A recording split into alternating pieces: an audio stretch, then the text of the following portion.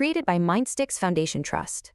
Welcome, students, to today's Explainer. Let's quickly look at our lesson plan. We will start by recalling some basic constructions, understand the principles of similar triangles, and then explore three specific cases: triangles with distinct vertices, triangles with common vertices, and finally, scaling up similar triangles.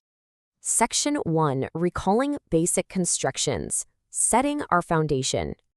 Now, before we build a house, we need to gather our tools, right? Here are the essential skills you have already mastered in your previous classes. We'll be using these basic geometrical tools today, just like architects drawing building plans. You definitely need to remember how to draw a line parallel to a given line, construct a perpendicular bisector, draw a simple triangle when the sides are given, and, very importantly for today, how to divide a given line segment into equal parts. Section 2. Principles of similar triangles. The core concept. So what does it actually mean when we say two triangles are similar? Please note carefully. The key here is this core definition.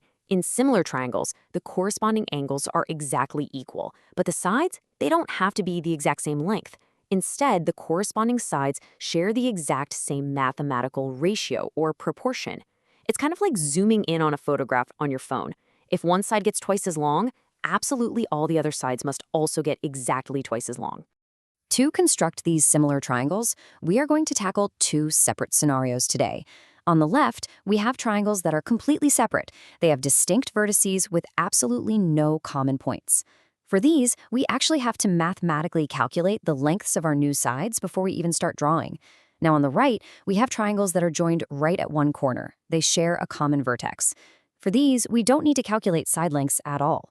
Instead, we use a clever trick of dividing line segments into equal parts.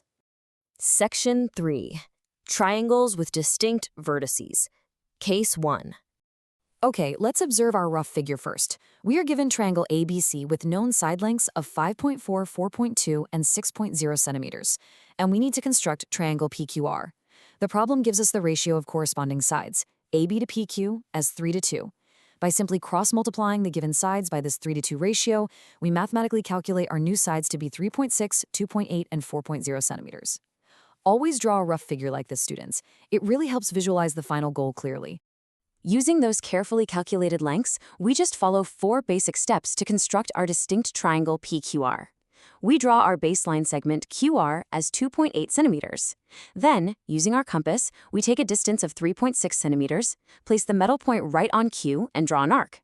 Next, we take a distance of 4.0 centimeters, place the compass on R, and cut that first arc. That intersection point is P. Join P to Q and R, and just like that, your construction is complete. Section 4. Triangles with common vertices. Case 2. Let's look at the analysis for this common vertex problem. We need to construct triangle A-BC- similar to triangle ABC. The ratio of side AB to A-B is 5 to 3. Notice that both actually share the letter B. Now, since 5 is greater than 3, the original triangle ABC corresponds to the larger number. This means we are going to scale down. We'll draw our new smaller triangle neatly inside the old one. You can see this beautifully illustrated right here in the rough figure. Pay close attention here, because instead of calculating new side lengths, we are going to use a brilliant geometric trick. First, we construct the large triangle ABC. Next, we draw a ray from B downwards and divide it into 5 equal parts, which matches the larger number in our 5 to 3 ratio. We join that 5th point to C. Now, to find our smaller triangle, we go to the 3rd division point. From here, we draw a line perfectly parallel to the base BC to find our new inner point C'. Finally, we draw another line parallel to AC to find A'. Section 5. Scaling up similar triangles. Case 3. All right, let's analyze our third example. Here, the given ratio of AB to A'(B) is 5 to 7. Again, they share vertex B.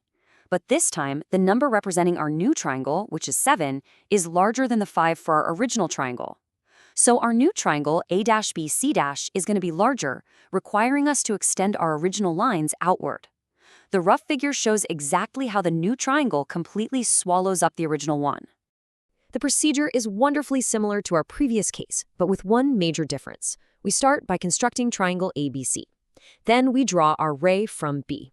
Since our highest number in the ratio is 7, we must mark 7 equal parts on this ray. We join the 5th part to C because the original triangle corresponds to 5. But notice in step 2, we must deliberately extend the ray BC to actually reach that 7th part. From that 7th mark, we draw a parallel line upwards to hit the extended baseline at C'. Another parallel line from C' gives us A'. Let's compare these two completed figures side by side to truly understand the difference. On the left, we are scaling down. Observe how the parallel lines are drawn inside the original triangle. On the right, we are scaling up. See how the original lines had to be extended outwards, and the parallel lines are drawn outside the original triangle to create the larger shape? The underlying concept is identical, you see, only the direction changes. To wrap up today's explainer, I want you to really think about this question for your homework.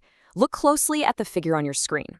The triangles share vertex B, but they are facing opposite directions, almost like a bow tie. So, how would our steps of drawing parallel lines change if the similar triangle was drawn on the opposite side of the common vertex? Think carefully about the rays and parallel lines we just learned about today. Keep practicing these geometric constructions, students, and I will see you next time.